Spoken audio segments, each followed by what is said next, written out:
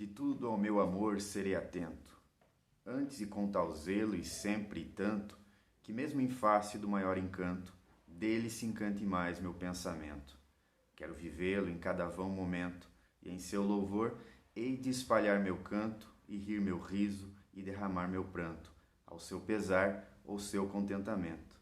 E assim, quando mais tarde me procure, quem sabe a morte, angústia de quem vive, quem sabe a solidão, fim de quem ama, eu possa me dizer do amor que tive, que não seja imortal, posto que a chama, mas que seja infinito enquanto dure. Soneto de Fidelidade, do Vinícius de Moraes. Olá pessoal, tudo bem? Professor Diego novamente com vocês. Hoje então, pessoal, para comentar aqui a importância e também alguns elementos técnicos do soneto, essa forma poética rígida que muitos dizem é a forma mais perfeita de se fazer poemas, de se escrever poemas. Sendo assim, já digo de antemão, essa é uma forma poética muito bem desenvolvida em língua portuguesa. Nós podemos elencar alguns nomes aqui, a começar, evidentemente, por Camões. Em língua portuguesa, ninguém superou, até que se diga, até que se prove o contrário, né? O mestre Camões, né? Que trouxe essa forma poética, aliás, recebeu, né, de Sá de Miranda, que trouxe para Portugal, da Itália. Se for remontar as origens do soneto, nós temos como uma origem italiana, evidentemente. Tá? Não se sabe com toda a certeza qual poeta, mas nós sabemos que provavelmente no século XII na Itália.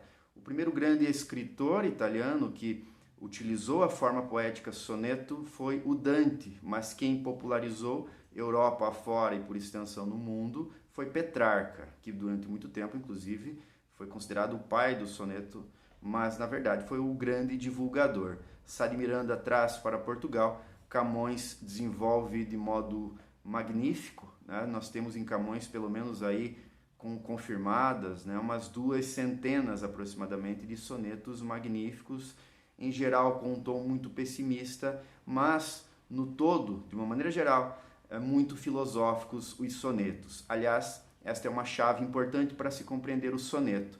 Talvez seja a pergunta que eu coloquei, né, na thumb ali, né, seria a forma perfeita. A forma perfeita de se raciocinar poeticamente provavelmente é. Né? O soneto é a forma poética condensada em 14 versos. Né? O soneto inglês modifica um pouquinho. Ali em língua portuguesa nós temos 2 quartetos, 2 tercetos, totalizando 14 versos. O soneto inglês, ou soneto shakespeariano também,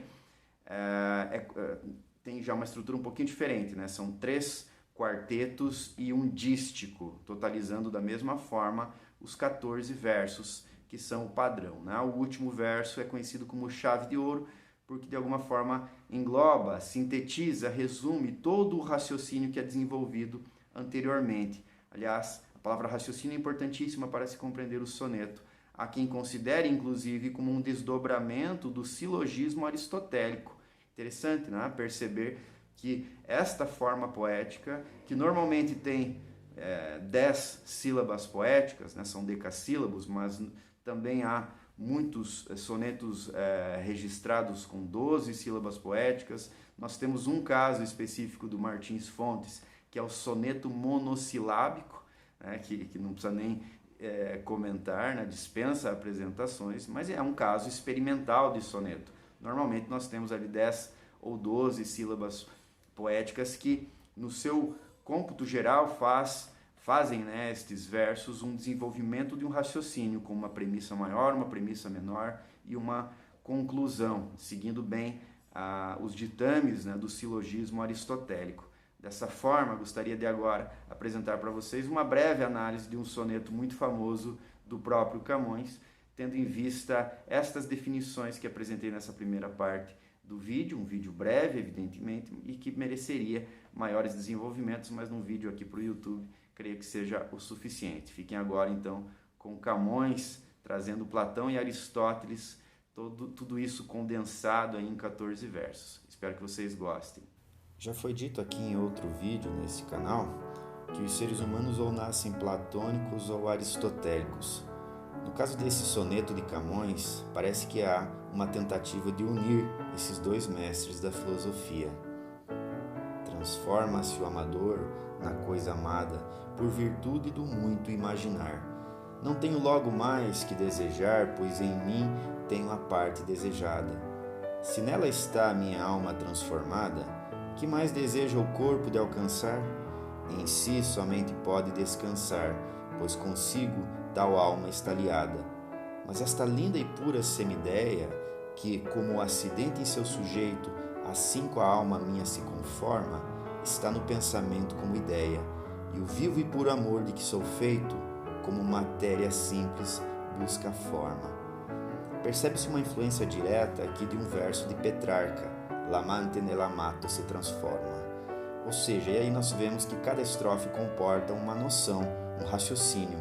Por exemplo, na primeira estrofe, nós temos uma proposição platônica, para quem o amor ideal é justamente a contemplação do belo perfeito, advindo deste ente específico, que propriamente o seu corpo não pode ser fruído, mas uma indicação do belo, daquele belo em si, do belo perfeito e absoluto, a forma bela, mas que este ente indicou. Ou seja, este corpo aqui me fez ter uma reminiscência do belo em si, me fez contemplar a beleza em si. E o corpo, nesse sentido, deve estar satisfeito, uma vez que ele é, segundo vemos no Fédon de Platão, uma espécie de prisão para a alma, ou seja, na hierarquia do ser, o corpo está abaixo.